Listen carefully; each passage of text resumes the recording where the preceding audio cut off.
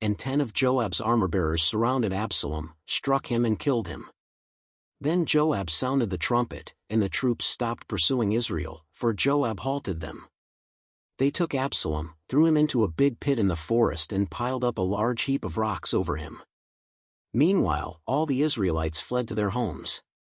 During his lifetime Absalom had taken a pillar and erected it in the king's valley as a monument to himself, for he thought, I have no son to carry on the memory of my name. He named the pillar after himself, and it is called Absalom's monument to this day. Now Ahimaaz son of Zadok said, Let me run and take the news to the king that the Lord has vindicated him by delivering him from the hand of his enemies. You are not the one to take the news today, Joab told him. You may take the news another time, but you must not do so today, because the king's son is dead. Then Joab said to a Cushite, Go, tell the king what you have seen. The Cushite bowed down before Joab and ran off. Ahimaaz son of Zadok again said to Joab, Come what may, please let me run behind the Cushite. But Joab replied, My son, why do you want to go? You don't have any news that will bring you a reward. He said, Come what may, I want to run. So Joab said, Run. Then Ahimaaz ran by way of the plain and outran the Cushite. While David was sitting between the inner and outer gates, the watchman went up to the roof of the gateway by the wall. As he looked out, he saw a man running alone. The watchman called out to the king and reported it. The king said, If he is alone, he must have good news. And the runner came closer and closer. Then the watchman saw another runner, and he called down to the gatekeeper, Look, another man running alone. The king said, He must be bringing good news, too. The watchman said, It seems to me that the first one runs like Ahimaaz son of Zadok. He's a good man, the king said. He comes with good news. Then Ahimaaz called out to the king, All is well. He bowed down before the king with his face to the ground and said, Praise be to the Lord your God. He has delivered up those who lifted their hands against my lord the king. The king asked, Is the young man Absalom safe?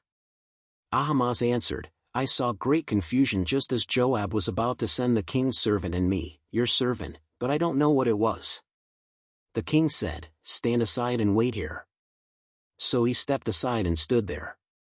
Then the Cushite arrived and said, My lord the king, hear the good news. The Lord has vindicated you today by delivering you from the hand of all who rose up against you. The king asked the Cushite, Is the young man Absalom safe? The Cushite replied, May the enemies of my lord the king and all who rise up to harm you be like that young man. The king was shaken. He went up to the room over the gateway and wept. As he went, he said, Oh my son Absalom! My son Absalom! If only I had died instead of you, O Absalom, my son, my son. Chapter 19. Joab was told, The king is weeping and mourning for Absalom. And for the whole army the victory that day was turned into mourning, because on that day the troops heard it said, The king is grieving for his son. The men stole into the city that day as men steal and who are ashamed when they flee from battle. The king covered his face and cried aloud, O my son Absalom! O Absalom, my son, my son! Then Joab went into the house to the king and said, Today you have humiliated all your men, who have just saved your life and the lives of your sons and daughters and the lives of your wives and concubines. You love those who hate you and hate those who love you. You have made it clear today that the commanders and their men mean nothing to you. I see that you would be pleased if Absalom were alive today and all of us were dead. Now go out and encourage your men. I swear by the Lord that if you don't go out, not a man will be left with you by nightfall. This will be worse for you than all the calamities that have come on you from your youth till now. So the king got up and took his seat in the gateway. When the men were told, The king is sitting in the gateway, they all came before him. Meanwhile, the Israelites had fled to their homes. Throughout the tribes of Israel, all the people were arguing among themselves, saying, The king delivered us from the hand of our enemies, he is the one who rescued us from the hand of the Philistines. But now he has fled the country to escape from Absalom, and Absalom, whom we anointed to rule over us, has died in battle. So why do you say nothing about bringing the king back? King David sent this message to Zadok and Abiathar, the priests, Ask the elders of Judah, why should you be the last to bring the king back to his palace, since what is being said throughout Israel has reached the king at his quarters? You are my relatives, my own flesh and blood. So why should you be the last to bring back the king? And say to Amasa, are you not my own flesh and blood? May God deal with me, be it ever so severely, if you are not the commander of my army for life in place of Joab. He won over the hearts of the men of Judah so that they were all of one mind. They sent word to the king, return, you and all your men. Then the king returned and went as far as the Jordan. Now the men of Judah had come to Gilgal to go out and meet the king and bring him across the Jordan. Shimei son of Gera, the Benjamite from Bahurim, hurried down with the men of Judah to meet King David. With him were 1,000 Benjamites, along with Ziba, the steward of Saul's household, and his 15 sons and 20 servants. They rushed to the Jordan, where the king was. They crossed at the ford to take the king's household over and to do whatever he wished. When Shimei son of Gera crossed the Jordan, he fell prostrate before the king and said to him, May my lord not hold me guilty. Do not remember how your servant did wrong on the day my lord the king left Jerusalem. May the king put it out of his mind. For I your servant know that I have sinned, but today I have come here as the first from the tribes of Joseph to come down and meet my lord the king. Then Abishai son of Zeruiah said, Shouldn't Shimei be put to death for this? He cursed the Lord's anointed. David replied, What does this have to do with you, you sons of Zeruiah? What right do you have to interfere? Should anyone be put to death in Israel today? Don't I know that today I am king over Israel? So the king said to Shimei, You shall not die. And the king promised him on oath. Mephibosheth, Saul's grandson, also went down to meet the king. He had not taken care of his feet or trimmed his mustache or washed his clothes from the day the king left until the day he returned safely. When he came from Jerusalem to meet the king asked him, Why didn't you go with me, Mephibosheth? He said, My lord the king, since I your servant am lame, I said, I will have my donkey saddled and will ride on it, so I can go with the king. But Ziba my servant betrayed me. And he has slandered your servant to my lord the king. My lord the king is like an angel of God, so do whatever you wish. All my grandfather's descendants deserved nothing but death from my lord the king, but you gave your servant a place among those who eat at your table. So what right do I have to make any more appeals to the king? The king said to him, Why say more? I order you and Ziba to divide the land. Mephibosheth said to the king, Let him take everything, now that my lord the king has returned home safely. Barzillai the Gileadite also came down from Rogelim to cross the Jordan with the king and to send him on his way from there. Now Barzillai was very old, 80 years of age. He had provided for the king during his stay in Mahanaim, for he was a very wealthy man. The king said to Barzillai, Cross over with me and stay with me in Jerusalem, and I will provide for you. But Barzillai answered the king, How many more years will I live, that I should go up to Jerusalem with the king? I am now 80 years old. Can I tell the difference between what is enjoyable and what is not? Can your servant taste what he eats and drinks? Can I still hear the voices of male and female singers? Why should your servant be an added burden to my lord the king?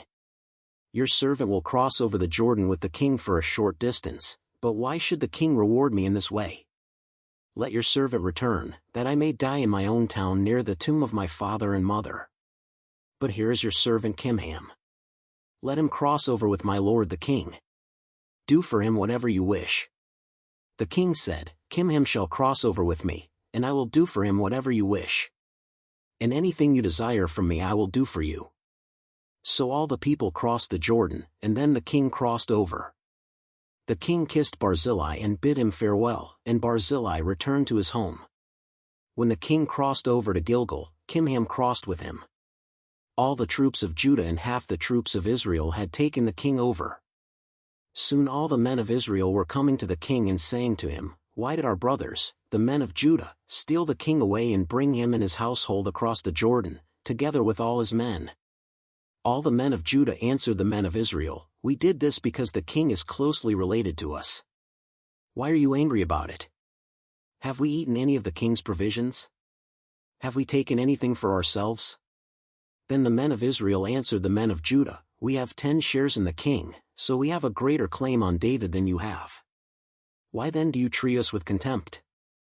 Weren't we the first to speak of bringing back our king? But the men of Judah pressed their claims even more forcefully than the men of Israel. Chapter 20. Now a troublemaker named Sheba son of Bichri, a Benjamite, happened to be there. He sounded the trumpet and shouted, "We have no share in David. No part in Jesse's son. Every man to his tent, Israel." So all the men of Israel deserted David to follow Sheba son of Bichri. But the men of Judah stayed by their king all the way from the Jordan to Jerusalem. When David returned to his palace in Jerusalem, he took the 10 concubines he had left to take care of the palace and put them in a house under guard. He provided for them but had no sexual relations with them. They were kept in confinement till the day of their death, living as widows. Then the king said to Amasa, "Summon the men of Judah to come to me within 3 days, and be here yourself." But when Amasa went to summon Judah, he took longer than the time the king had set for him. David said to Abishai, "Now Sheba son of Bichri will do us more harm than Absalom did. Take your master's men and pursue him, or you will find fortified cities and escape from us." So Joab's men and the Kerethites and Pelethites and all the mighty warriors went out under the command of Abishai. They marched out from Jerusalem to pursue Sheba son of Bichri. While they were at the great rock in Gibeon, Amasa came to meet them. Joab was wearing his military tunic, and strapped over it at his waist was a belt with a dagger in its sheath. As he stepped forward, it dropped out of its sheath. Joab said to Amasa, "How are you, my brother?" Then Joab took Amasa by the beard with his right hand to kiss him. Amasa was not on his guard against the dagger in Joab's hand, and Joab plunged it into his belly, and his intestines spilled out on the ground. Without being stabbed again, Amasa died. Then Joab and his brother Abishai pursued Sheba son of Bichri. One of Joab's men stood beside Amasa and said, "Whoever favors Joab, and whoever is for David, let him follow Joab." Amasa lay wallowing in his blood in the middle of the road, and the man saw that all the troops came to a halt there. When he realized that everyone who came up to Amasa stopped, he dragged him from the road into a field and threw a garment over him. After Amasa had been removed from the road, everyone went on with Joab to pursue Sheba son of Bichri. Sheba passed through all the tribes of Israel to Abel-Beth-Maachah and through the entire region of the Bichrites, who gathered together and followed him. All the troops with Joab came and besieged Sheba and Abel-Beth-Maachah. They built a siege ramp up to the city, and it stood against the outer fortifications. While they were battering the wall to bring it down, a wise woman called from the city, "Listen! Listen! Tell Joab to come here so I can speak to him." He went toward her, and she asked, "Are you Joab?" "I am," he answered. She said, "Listen to what your servant has to say." "I'm listening," he said. She continued, "Long ago they used to say, 'Get your answer at Abel,' and that settled it. We are the peaceful and faithful in Israel. You are trying to destroy a city that is a mother in Israel. Why do you want to swallow up the Lord's inheritance? Far be it from me." Joab replied, "Far be it from me to swallow up or destroy. That is not the case. A man named Sheba son of Bichri, from the hill country of Ephraim, has lifted up his hand against the king, against David. Hand over this one man, and I'll withdraw from the city." The woman said to Joab, "His head will be thrown to you from the wall." Then the woman went to all the people with her wise advice, and they cut off the head of Sheba son of Bichri and threw it to Joab. So he sounded the trumpet, and his men dispersed from the city, each returning to his home. And Joab went back to the king in Jerusalem. Joab was over Israel's entire army, Benaiah son of Jehoiada was over the Kerethites and Pelethites, Adoniram was in charge of forced labor, Jehoshaphat son of Ahilud was recorder, Sheva was secretary, Zadok and Abiathar were priests, and Ira the Jairite was David's priest. Chapter 21. During the reign of David, there was a famine for 3 successive years, so David sought the face of the Lord. The Lord said, "It is on account of Saul and his blood-stained house, it is because he put the Gibeonites to death." The king summoned the Gibeonites and spoke to them. Now the Gibeonites were not a part of Israel but were survivors of the Amorites. The Israelites had sworn to spare them, but Saul in his zeal for Israel and Judah had tried to annihilate them. David asked the Gibeonites, What shall I do for you? How shall I make atonement so that you will bless the Lord's inheritance? The Gibeonites answered him, We have no right to demand silver or gold from Saul or his family, nor do we have the right to put anyone in Israel to death. What do you want me to do for you? David asked. They answered the king, As for the man who destroyed us and plotted against us so that we have been decimated and have no place anywhere in Israel, let 7 of his male descendants be given to us to be killed and their bodies exposed before the Lord at Gibeah of Saul, the Lord's chosen one. So the king said, I will give them to you. The king spared Mephibosheth son of Jonathan, the son of Saul, because of the oath before the Lord between David and Jonathan son of Saul. But the king took Armani and Mephibosheth, the 2 sons of Aiah's daughter Rizpah, whom she had borne to Saul, together with the 5 sons of Saul's daughter Merab, whom she had borne to Adriel son of Barzillai the Mahalathite. He handed them over to the Gibeonites, who killed them and exposed their bodies on a hill before the Lord. All 7 of them fell together. They were put to death during the first days of the harvest, just as the barley harvest was beginning. Rizpah daughter of Aiah took sackcloth and spread it out for herself on a rock. From the beginning of the harvest till the rain poured down from the heavens on the bodies, she did not let the birds touch them by day or the wild animals by night. When David was told what Aiah's daughter Rizpah, Saul's concubine, had done, he went and took the bones of Saul and his son Jonathan from the citizens of Jabesh-Gilead. They had stolen their bodies from the public square at Beth-shan, where the Philistines had hung them after they struck Saul down on Gilboa. David brought the bones of Saul and his son Jonathan from there, and the bones of those who had been killed and exposed were gathered up. They buried the bones of Saul and his son Jonathan in the tomb of Saul's father Kish, at Zelah in Benjamin, and did everything the king commanded. After that, God answered prayer in behalf of the land.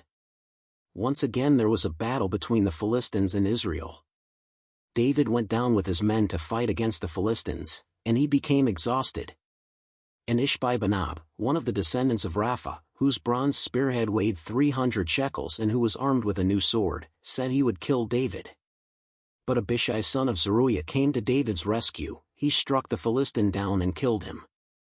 Then David's men swore to him, saying, Never again will you go out with us to battle, so that the lamp of Israel will not be extinguished. In the course of time, there was another battle with the Philistines, at Gob. At that time Sibbecai the Hushathite killed Saph, one of the descendants of Rapha. In another battle with the Philistines at Gob, Elhanan son of Jair the Bethlehemite killed the brother of Goliath the Gittite, who had a spear with a shaft like a weaver's rod. In still another battle, which took place at Gath, there was a huge man with 6 fingers on each hand and 6 toes on each foot, 24 in all. He also was descended from Rapha. When he taunted Israel, Jonathan son of Shemiah, David's brother, killed him. These 4 were descendants of Rapha and Gath, and they fell at the hands of David and his men. Chapter 22. David sang to the Lord the words of this song when the Lord delivered him from the hand of all his enemies and from the hand of Saul. He said, The Lord is my rock, my fortress, and my deliverer. My God is my rock, in whom I take refuge. My shield and the horn of my salvation. He is my stronghold, my refuge, and my Savior. From violent people you save me. I called to the Lord, who is worthy of praise, and have been saved from my enemies. The waves of death swirled about me. The torrents of destruction overwhelmed me. The cords of the grave coiled around me. The snares of death confronted me. In my distress I called to the Lord. I called out to my God. From his temple he heard my voice. My cry came to his ears. The earth trembled and quaked. The foundations of the heavens, shook. They trembled because he was angry. Smoke rose from his nostrils. Consuming fire came from his mouth. Burning coals blazed out of it. He parted the heavens and came down. Dark clouds were under his feet. He mounted the cherubim and flew. He soared on the wings of the wind. He made darkness his canopy around him. The dark rain clouds of the sky. Out of the brightness of his presence, bolts of lightning blazed forth. The Lord thundered from heaven. The voice of the Most High resounded. He shot his arrows and scattered the enemy. With great bolts of lightning he routed them. The valleys of the sea were exposed, and the foundations of the earth laid bare. At the rebuke of the Lord, at the blast of breath from his nostrils, he reached down from on high and took hold of me. He drew me out of deep waters. He rescued me from my powerful enemy, from my foes, who were too strong for me. They confronted me in the day of my disaster, but the Lord was my support. He brought me out into a spacious place. He rescued me because he delighted in me. The Lord has dealt with me according to my righteousness. According to the cleanness of my hands he has rewarded me. For I have kept the ways of the Lord. I am not guilty of turning from my God. All his laws are before me. I have not turned away from his decrees. I have been blameless before him, and have kept myself from sin. The Lord has rewarded me according to my righteousness, according to my cleanness in his sight. To the faithful you show yourself faithful. To the blameless you show yourself blameless. To the pure you show yourself pure. But to the devious you show yourself shrewd. You save the humble, but your eyes are on the haughty to bring them low. You, Lord, are my lamp. The Lord turns my darkness into light. With your help I can advance against a troop. With my God I can scale a wall. As for God, his way is perfect. The Lord's word is flawless. He shields all who take refuge in him. For who is God besides the Lord? And who is the rock except our God? It is God who arms me with strength, and keeps my way secure. He makes my feet like the feet of a deer. He causes me to stand on the heights. He trains my hands for battle. My arms can bend a bow of bronze. You make your saving help my shield. Your help has made me great. You provide a broad path for my feet, so that my ankles do not give way. I pursued my enemies and crushed them. I did not turn back till they were destroyed. I crushed them completely, and they could not rise. They fell beneath my feet. You armed me with strength for battle. You humbled my adversaries before me. You made my enemies turn their backs in flight, and I destroyed my foes. They cried for help, but there was no one to save them. To the Lord, but he did not answer. I beat them as fine as the dust of the earth. I pounded and trampled them like mud in the streets. You have delivered me from the attacks of the peoples. You have preserved me as the head of nations. People I did not know now serve me. Foreigners cower before me. As soon as they hear of me, they obey me. They all lose heart. They come trembling from their strongholds. The Lord lives. Praise be to my rock. Exalted be my God, the rock, my Savior. He is the God who avenges me, who puts the nations under me, who sets me free from my enemies. You exalted me above my foes. From a violent man you rescued me. Therefore I will praise you, Lord, among the nations. I will sing the praises of your name. He gives his king great victories. He shows unfailing kindness to his anointed, to David and his descendants forever. Chapter 23. These are the last words of David. The inspired utterance of David son of Jesse. The utterance of the man exalted by the Most High. The man anointed by the God of Jacob. The hero of Israel's songs. The Spirit of the Lord spoke through me. His word was on my tongue. The God of Israel spoke. The Rock of Israel said to me. When one rules over people in righteousness, when he rules in the fear of God, he is like the light of morning at sunrise, on a cloudless morning, like the brightness after rain, that brings grass from the earth. If my house were not right with God, surely he would not have made with me an everlasting covenant, arranged and secured in every part. Surely he would not bring to fruition my salvation, and grant me my every desire. But evil men are all to be cast aside like thorns, which are not gathered with the hand. Whoever touches thorns uses a tool of iron or the shaft of a spear. They are burned up where they lie. These are the names of David's mighty warriors: Ish-bosheth, a Tahkemonite, was chief of the three. He raised his spear against 800 men, whom he killed in one encounter. Next to him was Eleazar son of Dodai the Ahohite.